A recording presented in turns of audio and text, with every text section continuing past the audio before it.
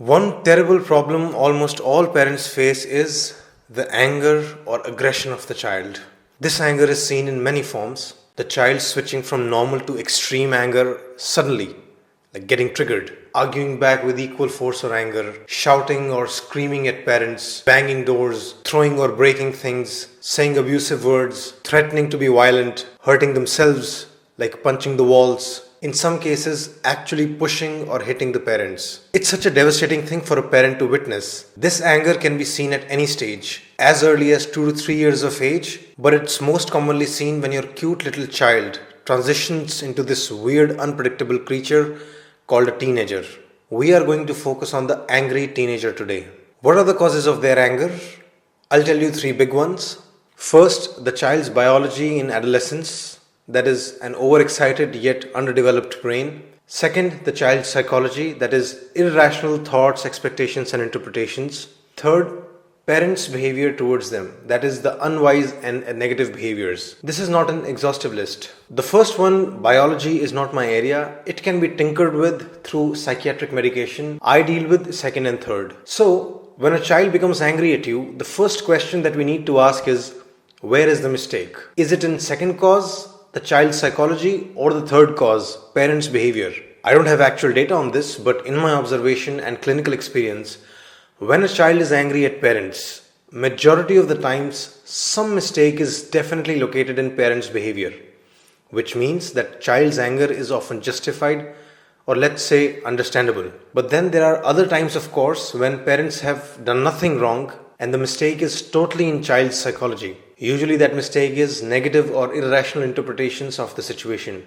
Sometimes they're just displacing their frustration from something else onto the parents. So the common sense says, whoever is making the mistake, that person must change. This implies that as a parent, you need to both work on your behavior and the child's psychology. And I recommend start with yourself. So what are the ways in which parents are making mistakes? Parents show all kinds of negative behaviors consistently. Some examples: beating the children, having angry outbursts on the children, using sarcastic or derogatory comments, using a negative or disrespectful tone, criticizing or labeling their personality, ability, intentions, comparing them with siblings, friends, yourself, excessive nagging, micromanaging their life and daily routine, saying no for too many things or being too strict, trying to change too many things about them, etc. If you do any of these things on a continual basis, how do you think a child will react? Really, think about this.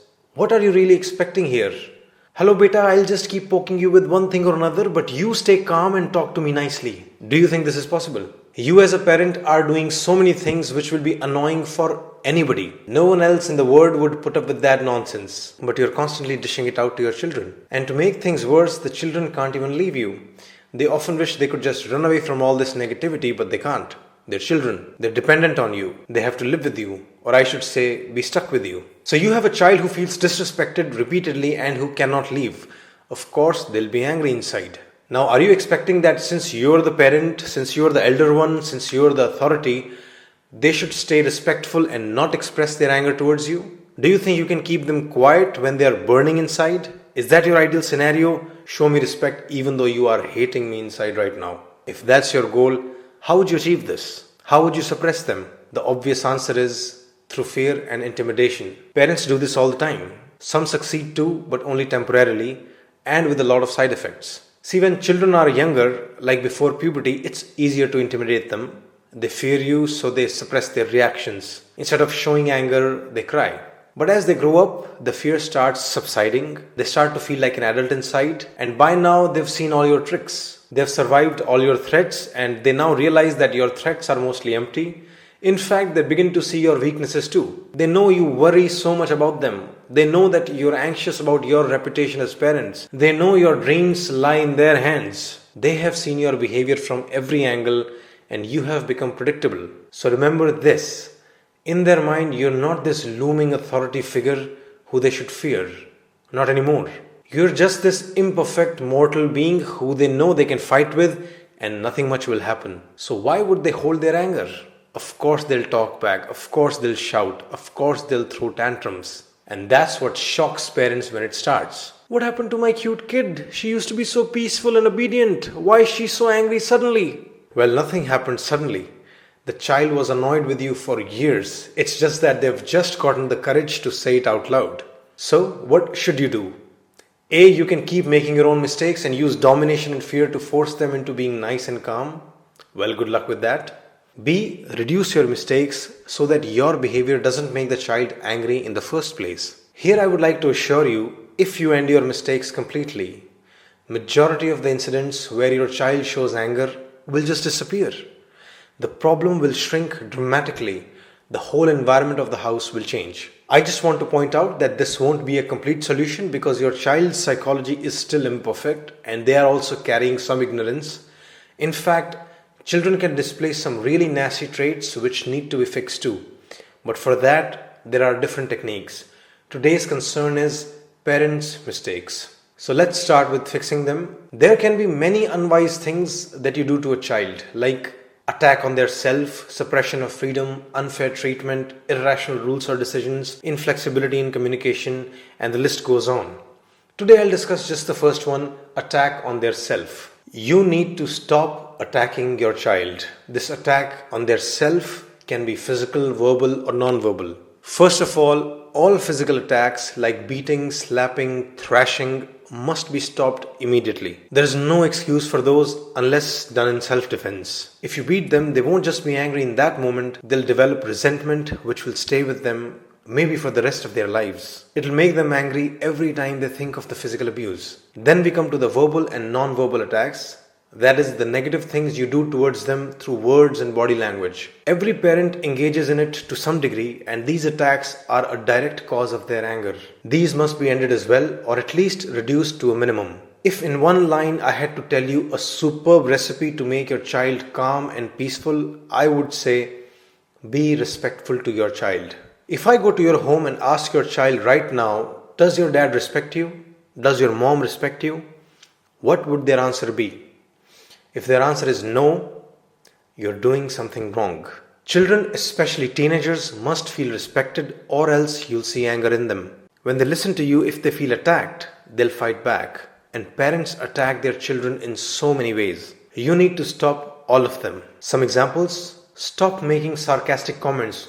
No, beta, go play PUBG with your friends. That'll get you a lot of marks in exams. Stop doubting them all the time. Save it. I don't believe you're sorry. I know you'll bunk the class again. Enough of your lies. Stop trying to prove them wrong forcefully. The doorbell rang and you didn't open the gate. That's why the courier guy left. Why don't you accept your mistake? Why are you defending yourself? Stop attacking things that they love. It's all because of that stupid girlfriend that you're not interested in anything else. Wish her parents had some control on her. Stop attacking their personality. You argue so much. Why are you so close-minded? Stop attacking their intentions. Look at this. You just enjoy making a mess, don't you? I can't keep cleaning. You don't care about anyone but yourself. Stop attacking their abilities. What mistakes have I made that you're so useless? You can't do one thing right. Stop comparing them destructively. How can you act so dumb? Look at your brother. He also goes to school every day without fighting with other children. Why can't you do it? Stop being ashamed of your child in front of others. Oh God, you're so embarrassing. Shut up. I've told you a million times you can't sing so loudly in a restaurant. Stop rolling your eyes at them. Stop making faces. Stop your condescending hand gestures. There are so many ways in which you might be attacking your child every day and you don't even realize it. To become more aware of those mistakes, take the help of your own child. They are telling you every day what's making them angry. Mom, why are you this extra mean when you talk to me? Dad, you don't have to repeat everything 1,000 times. I got it. Mom, come on, it's morning. Why do you have to shout so loud? I'm eating at my own pace. Dad, I know what I'm doing, okay? You also made mistakes. Don't lecture me as if you're perfect. Mom, I've told you 100 times. Stop commenting on my marks in front of others. Why don't you get it? When your child is angry, they are also saying something to you. There's your clue. Listen to the sentences. Focus on their meaning. They might be pointing towards your wrong behaviors. Take that feedback. Fix yourself. I would go so far as to say, go to your child and ask them, Beta, what do I do that makes you angry? They'll have the answer ready. Whatever they say, stop and think about it. Take it seriously. Work on it. Just remember, your slightest sarcasm, ridicule, condescension, criticism, negative tone, the child can sense it. just like anyone else can. So you need to show unconditional respect. It's never a good idea to make your child feel they're useless, worthless, or not deserving of respect. Fix your words, fix your tone, fix your facial expressions, fix your hand gestures, fix your rolling eyes, fix your body language. Every fiber of your body must convey respect. If you want a peaceful child, show them this baseline level of decency and regard which you would to most human beings outside your home, like to a customer, to a friend, to a boss, etc. By the way, you should apply the same wisdom in your marriage as well. Keep practicing for a happier home. That's it. Let's do a survey. Tell me in the comments, on a scale of 0 to 10, what level of aggression does your child have? Second, tell me on which issues do they display the anger. If you think your son or daughter needs counseling or life coaching, you should book an appointment either with me or a counselor in my team. I help adolescents and young adults in following areas: taking responsibility and developing work ethic, improving concentration and productivity, controlling screen addiction to video games, phone, TV, internet, and social media, managing anger and bad temperament, reducing social anxiety and exam anxiety, dealing with depression, developing crucial human values like respect, gratitude, humility, compassion, etc., establishing basic health habits for diet, sleep, and exercise. To book an appointment, option 1, just call me on this number or message me on WhatsApp. Option 2, you can directly go to our website page shridharlifeschool.com/counsel and fill the application form there. To invite me to your school or corporate organization for counseling seminars or to set up a long-term counseling contract, email me at shridharlifeschool@gmail.com or WhatsApp on this number. An important request before you go: if you like the ideas shared in the video or you found some benefit in using them, I request you to help me in growing further. I'm trying to build a team of researchers and video makers so we can deepen our knowledge and make more such videos. You can support me by making a donation to Shridhar Life School. Go to shridharlifeschool.com/donate. If you're watching on YouTube, you can use the Paytm link shared in the description below. Any amount is welcome. Thanks a lot for all of your support thus far. I really am very grateful.